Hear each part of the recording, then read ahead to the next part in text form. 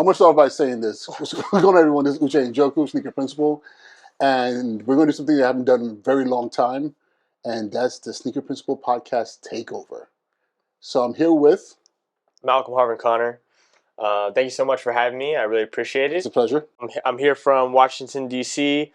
I'm currently a student at Teachers College at Columbia University, going through the Summer Principals Academy. The Summer Principals Academy. I know, and you were the one who sort of inspired me to join. So I'm so glad that I get the opportunity to actually meet you, to be a part of this podcast and this opportunity, because I have a lot of questions for you. Listen, you know what? Let's get into it. All right. I'm in a hot seat. Okay. I hope you're ready. And then again, shout out to Zoha Nadeem and Fatima Hamlani. They both helped me come up with these, and I know that you're coaching them as we go over our internship coming up. So high expectations now. Well, they're amazing educators, and they're a little bit interested, and as well as am I. What is your vision of education, and how do you navigate sort of pushing your vision of education while sort of going through the red tape of the DOE? So I'll tell you this. I'm a father. I have a two-year-old. I have a 3-year-old son, 4.5-year-old daughter. And what I want for them is to be prepared for the world. It's that simple. So reading, writing, critical thinking, being able to make meaning out of what they're being taught, what they see in the world. And their first teachers are, me and their mother. But then at some point in time, we got to give them over to the school. So knowing that they're able to go through an education, to receive an education that really expands them. And it's not a vision. It's just what it should be. Yeah. And unfortunately, it's not that simple. So as a principal, as a school leader, as a teacher, that is what I push for my teachers within my school. When I talk to parents, we're here to prepare to prepare your child to go into the world and conquer, not just survive. So that question is an easy question, but it's also a tough question because it's easier said than done. Yeah. I've said this to people that the schools that I lead, my goal is to make sure that I'd be comfortable with my children attending that school. That's my standard. If I don't feel that the school that I'm working at or I'm leading is good enough for my children, something's very, very wrong. So with that being said, I would say this. That's the vision that I would have for every school, that every school leader can say, this is good enough for my kid. This is good enough for my child. As far as red tape in the system, systems always have red tape. Yeah. But and I would never say it's an issue of red tape. It's an issue of leadership. It's an issue of, and when I mean leadership, I'm not just talking about the principal, teachers, the bus driver, the cafeteria workers, the building security. What are their expectations for the children who are walking through the doors of that school that they're working? That is the thing. Because a lot of times people don't have expectations. It's just a job. No, I remember you saying when we had the opportunity to talk that I was talking about what about schools that have like a health clinic on their campus, and you really said that comes down to like the vision of the leader that's there to like supply those things and to push for that to exist there. And when it's not there, that's really an issue of the vision that the principal is sort of pushing for at their school. People want to blame that. Oh, it's the community. It's the DOE or the Department of Education or the district. But I'm like, if you really want that thing, like listen, one of my mentors in my head, I've never got to meet this man, but I really appreciate him, Jeffrey Canada, Harlem Children's. I told you about him. Yeah, you did. And he said he came out of Harvard with his master's in education leadership, like you're pursuing right now, like I have, and said, okay, I have all these job offers in all these places, think tanks. This is in the 70s. You have this black man from Harvard. Everybody wants him. He says, no, I'm going to go back to Harlem. I'm going to prototype this space where I support children from prenatal through 16. Yeah. So before you even come into the world, I'm working with your mother, your father, and all the prenatal stuff to make sure you're healthy. So when you're born, now we're doing how to support you parenting wise, your developments. Then now you are pre-K and kindergarten, all in the same facility. Then middle school, high school, when you graduate, we're still checking up on you to make sure you make it to the other end. Okay, that was one man's vision. You know, I'm not trying to be preachy, but the Bible says, we perish because we have no vision, something like that. We have no sight, and that's the thing. You want a clinic in your building. I've never went out and got a clinic in my building. Right now, this building has a clinic in it, which is awesome. But there's other things I went out and got because I was like, no, my school needs this. Or wait a minute, I want all my kids to graduate and get into college. I had to do the work and find the organization to work with and bring all the resources, and that happened. So, remind me if I remember correctly, you came to the United States when you were 11 or 12 or Originally, I came here second grade. okay. Third grade, I was diagnosed or labeled or however you want to call it as the word that was said to my mother is your son is mentally retarded. Mm. Back then, that was the normal language. This was like 82, 83. My mother cried. We were immigrants here and not a lot of money. And she opted to just let's go back to Nigeria. I went back to Nigeria, and she supported me with tutoring and everything else. It's much cheaper out there. And then we came back, and when we came back, it was 1988, November 1988, sixth grade. So, I'm sort of wondering how your experience as an immigrant sort of informed your vision of education and like what you want out of the educational experience for kids. So I'll tell you this. So having been here, the second grade, third grade, in Los Angeles, then mind you, second grade, third grade, and I have to share this. Before I came here, we were in Saudi Arabia. My father was a student in Saudi Arabia. So Saudi Arabia, America. Then we went back to Nigeria, and I was like, whoa, this is different. I went to a really good school, but the school, when it would rain, you would have to move your desks away from the wall because it was literally a cutout in the wall. Yeah. So it was like, chalkboard and like old desks. It was not what I saw in Los Angeles. It was what I saw in Saudi Arabia. And then I stayed there, finished elementary school, started the beginnings of high school there, and everything was like not what I saw in America. So I come back to America, and all of a sudden I'm like back to like lights and windows, and ACs and all that stuff. And one of the things, and maybe I always thought about was like, this is interesting. In Nigeria, the kids didn't play with their education. School was taken seriously by everyone. Come back to America, and at this point in time, it's middle school, and the teacher could barely teach. Like like in Nigeria, the teacher walks into the room, everybody stands up and says, "Good morning." Then the teacher says, "Sit down." Everybody sits down. But here, kids are cussing out teachers and everything else, and then kids are also struggling. Kids can't read. And it was weird. I remember I saw my first kid that I saw that was middle school that couldn't read. I was confused. How's that possible? It's Nigeria. Every kid can read. And the thing is, the stereotypes about Africa is like, backwards and struggling and everything else. But that's just the stereotypes that have been put out there. Yeah. How that experience has impacted, at least being an immigrant, or better yet, having had an education in another country, impacted me was that I've seen what you can do with nothing. Yeah. Like I've seen what you can do in abject poverty. Where literally kids are going to school with no shoes on. You know, then you come here, kids got Jordans in their feet. Yeah, you might be living in the projects, but you got light.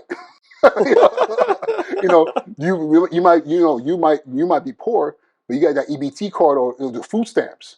That's not in these other places. But those kids come here and perform better. Yeah. And a lot of it has to do with the fact that people want to say that immigrant mentality. It's not immigrant mentality. It's just a societal expectation. It's different. But as an educator, I think I have that can do.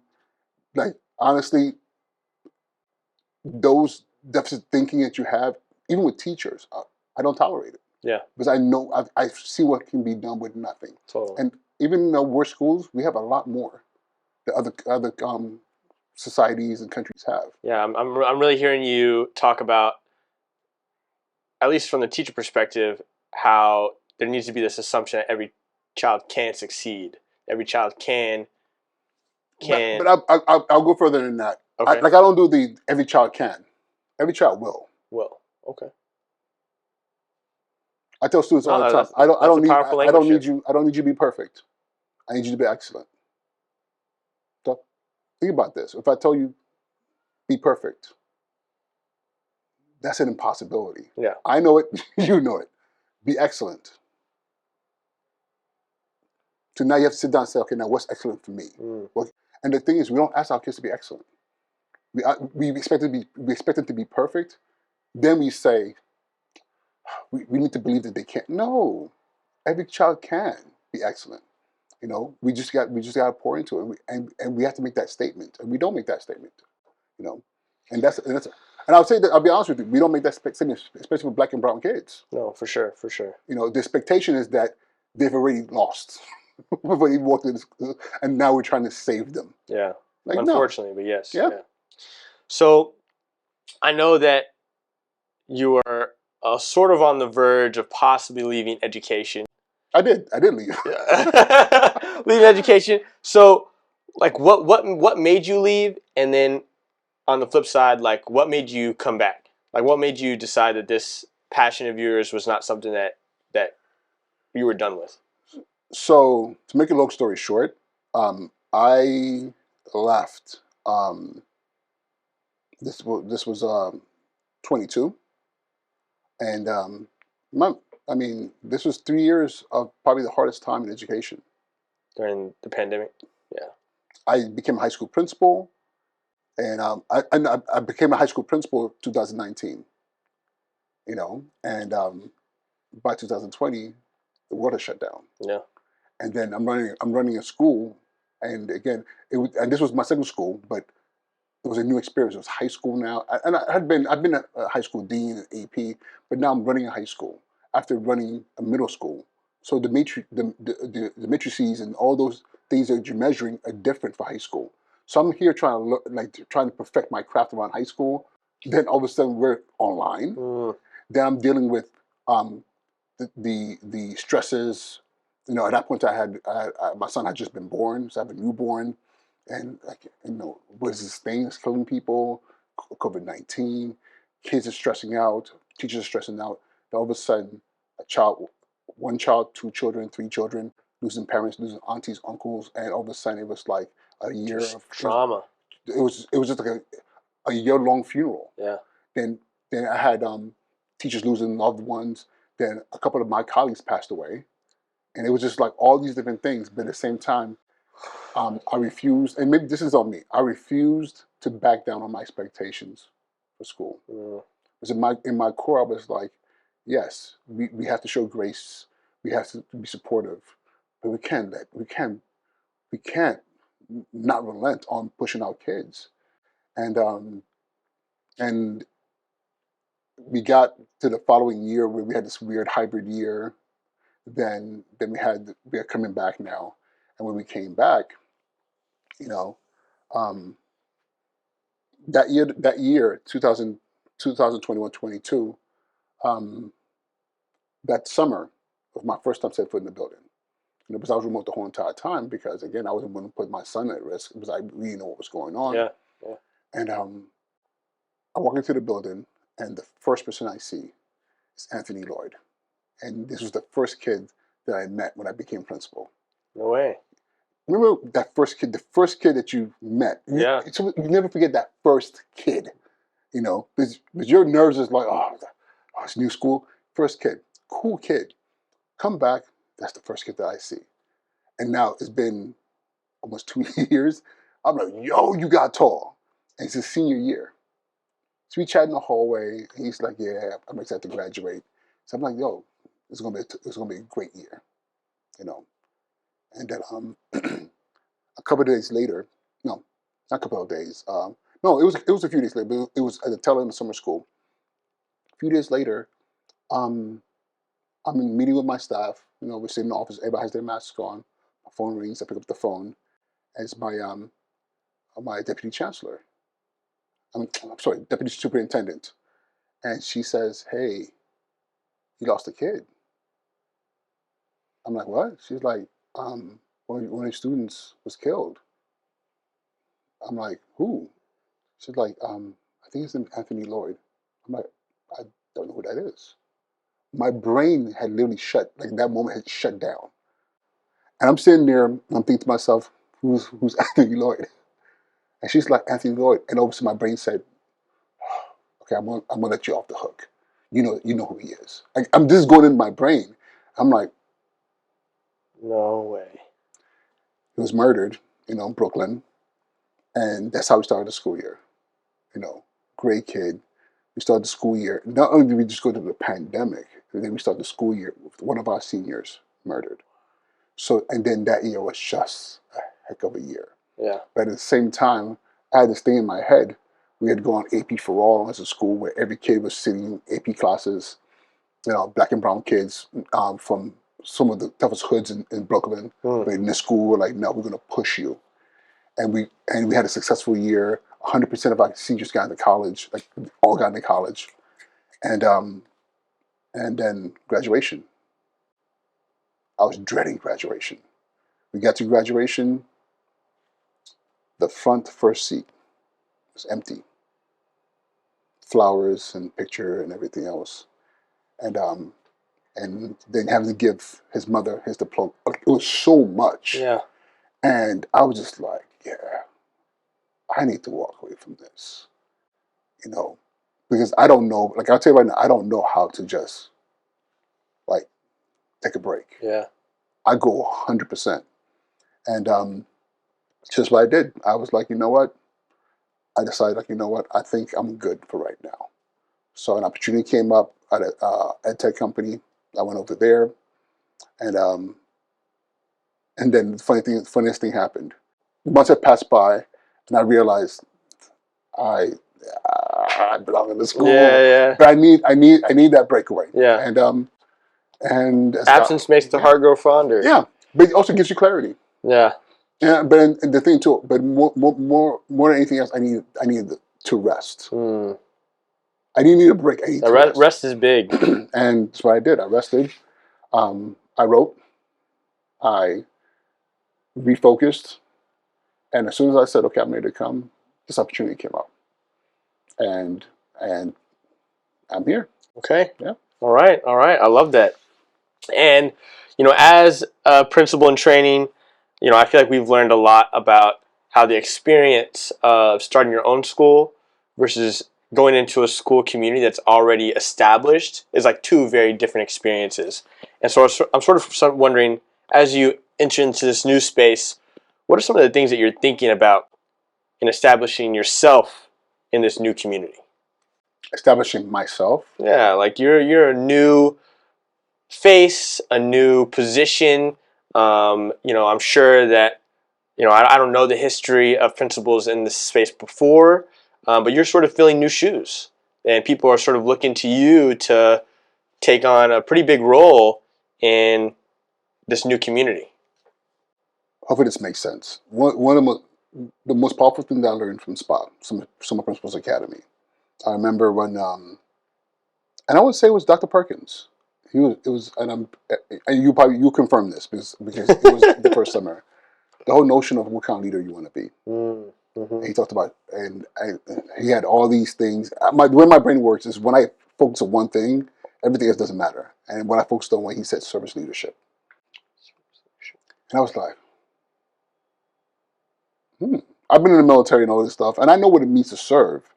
But the way he framed it, maybe it's just his baritone voice and the way he was speaking. Like, I was He like, has a way. He he has has a a way of way. framing things, and he talked about service leadership. He says, and he said, that Christ like service, like when you're here, this is who you are, Mm. but you bring yourself here, even under those that you're serving, to really serve them.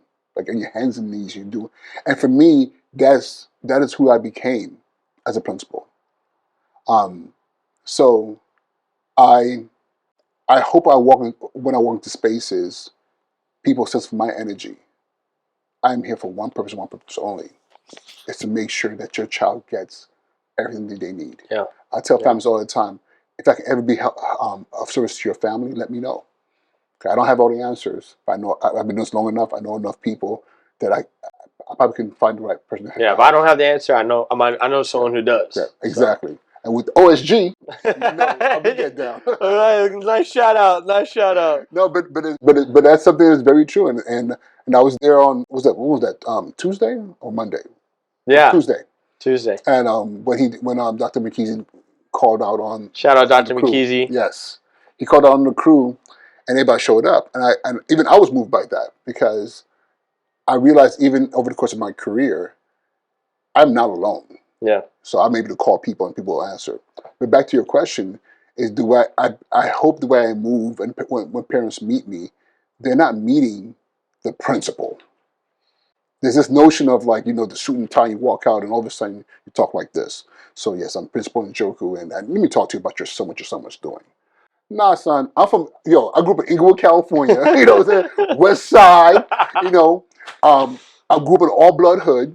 I was in the military, down south, in the Marine Corps, all these spaces. I'm a human being. Yeah. Yeah. And all these things I pulled in. So when I meet people, I try to meet them where they are as a human being. No, no, I think you're exactly right when it comes down to the fact that we as principals are supposed to serve. Our goal is to uplift the community, and in order to do that, we have to engage with the community. We have to build rapport. We have to really understand the needs, which can't happen without dialogue. Yeah. And it's transformational leaders who show up with the intention of asking, how can I serve? Not, this is how I'm going to serve you. But one thing I'm going to add to that is this as well. Sometimes, have you ever had somebody ask you, what do you need? And you're like, I either don't know. I you don't know. might not know, or you might like, I don't know how to put it into words, but I don't want to come off sounding kind of crazy. So people say, oh, I'm good. The hard part of this all as well is, Can I add some to yeah, that?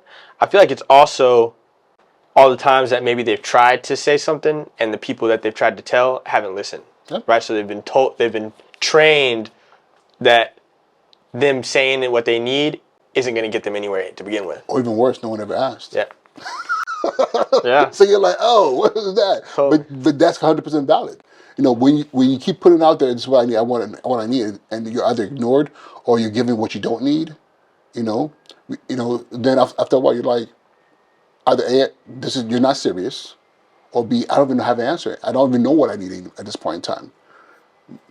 This is where learning, shutting up and just paying attention and learning. You know, when I came, so I started May 1st. I could have waited until summertime, like most principals, come in, start preparing for the new school year. A lot of people say, "Oh, I hate taking to school mid-year. It's tough." That's the best time. That's the best time? It's the best time. Yeah, you're right. I've never heard anyone say I'll that tell you what's the before in best my time. life. So May 1st, okay. May 1st would even, if you think about it, May 1st is probably the worst time. Exams are over. You're now in this stretch of like people are not really teaching anymore, and the kids are like, but and then everybody's just going through the motions. Yeah. But for me, I wanted get in here as soon as possible, but I need to learn. I pay attention to every single teacher, kids in the hall watching, listen to the rhythm of the school. When was it the loudest? You know, school safety security officers. What was their tone? When parents walk into the building, how were they treated? Did I have any disrespect for people on staff as far as how they treat students? How the staff spoke to each other? I'm hearing a lot of social data intake. Yes, yes. But check this out. It was backed. That was actually bookended. It was the other end of that bookshelf was me doing my desk audit. I sat in the district office for a week and just went through data about the school. I spoke to people on the team. You're the ELA point person for the district. So tell me what's going on in the school. I see the numbers here. Has it always been like this? And I saw a jump. You're the math person. Tell me. And people are telling me, like, listen, going to that school, we put things into place, no one follows through, and I'm just sitting there, I'm learning. Then they start dropping names, Mr. So-and-so, Miss So-and-so. I'm like, oh, okay.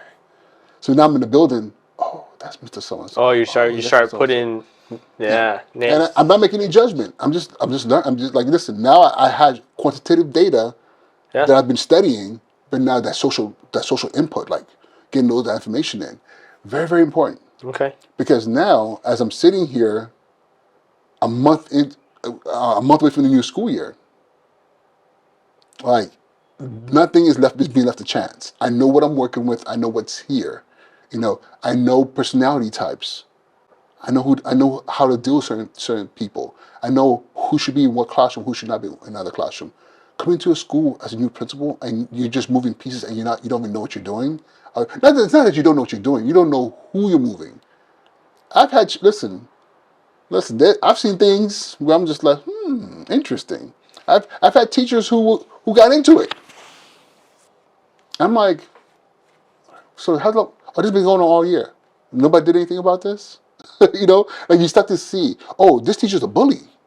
Okay, and not just the school. It was over the course of my career. Or this teacher, or this administrator, or this, and you start to move things, and you're better able to plan things out. I hated. I've been fortunate. No, oh no, no. When I went to the high school, my first day as the principal of that high school was 2 weeks into the school year. I was walking in blind, Totally. blind. I had two APs who'd been there for years. I had a principal who's ready to be out of there, and kids who were just like, "Hey, what's up?" I'm like, "Hey, what's up?" And I had to figure those things out. I learned one thing from that. Like, that's not how you walk into a school. Okay. Sometimes you have no choice because maybe the school is just in that position. Superintendent needs you in there. You need to go in there like a warrior and do what you got to do. And that was that school. This scenario, being my third school, my first school was different because I was brought in there as an AP to hold it down until they brought the principal in. Then I was asked to stay for a year, and then I knew the school. Yeah. So when they said you're going to be the principal, I knew what I had. Okay, so I've known what I had. I was in this situation where I didn't know what I had, and now here I made a choice to say, nah, I want to be there as soon as possible. Yeah. Okay, and not just to show myself. Listen, I fell back on a lot of things, but there's a lot of things that were happening. But I was like, okay, no, I have to step in. Okay, I'm the principal. I have to step in. But there was a lot of things I was like, let me see how my AP is going to handle that. Let me see how they do these things. But sometimes it can be shocking to the school system when you walk in there and you're like, rah, no, I'm Mr. Malcolm. This is where Okay, have you ever been a teacher in that scenario? You've had a cool career thus far. Yeah. I've been there. I've been there where I had a principal walk in. I was like, oh God, this is gonna be a long day. No. A lot of my experience, I've been pretty lucky to smooth transition from one community to the other community. So I can't say I've ever come in like in a mid-year situation where I'm taking over a class or like anything You gotta have remotely that. close to You that. gotta have that in your career. No, but no, One day. no. But the thing is, I don't wish it on anyone. But how else would I have known to be like, no, this is how I want to come in. Yeah. This is how I want to come in because I was like, no, I've seen those things, and right now I'm very like I'll tell you right now, this is gonna be a tough year, but I'm very confident. Okay. I'm very very confident because I'm like I know what I'm working with. I know the capacity of the people of this team, and also I've done my homework. Totally. I'm like this for me. This is preseason. Like everything I'm doing right now, this is like preseason. You told me earlier, only 3 days off this whole summer. You're putting the work this preseason. Putting my business out there. But yes, it's been 3 days off so far, but it's 3 days off because somebody told me about this. Oh, yeah, you gotta be careful. That's unhealthy. When I tell that Bill Gates, Tell that to Jeff Bezos. Tell that to some of the most powerful.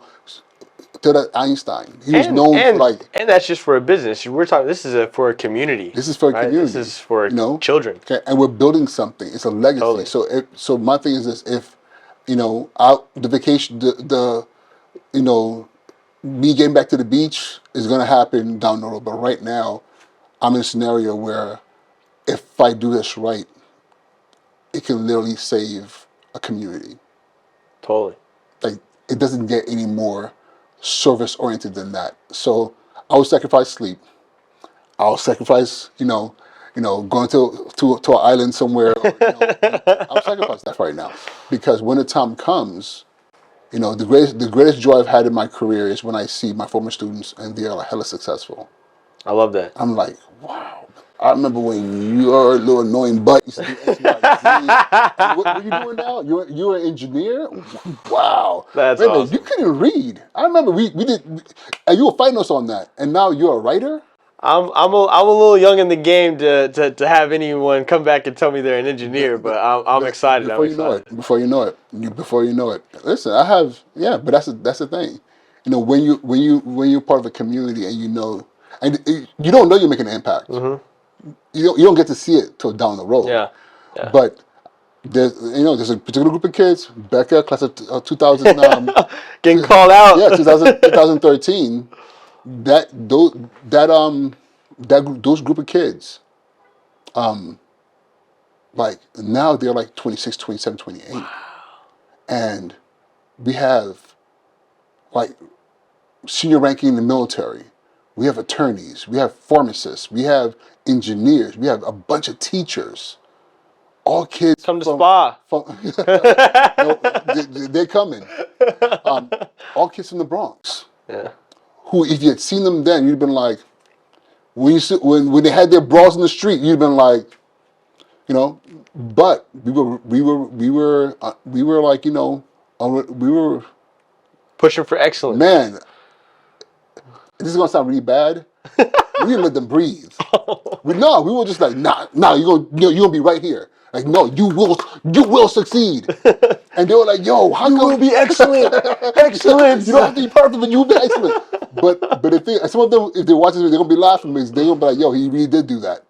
But the thing was, I just had such a belief on what I used to tell them this. I used to tell them this all the time. Like, you might not believe it, but I see your future and I'm in love with it.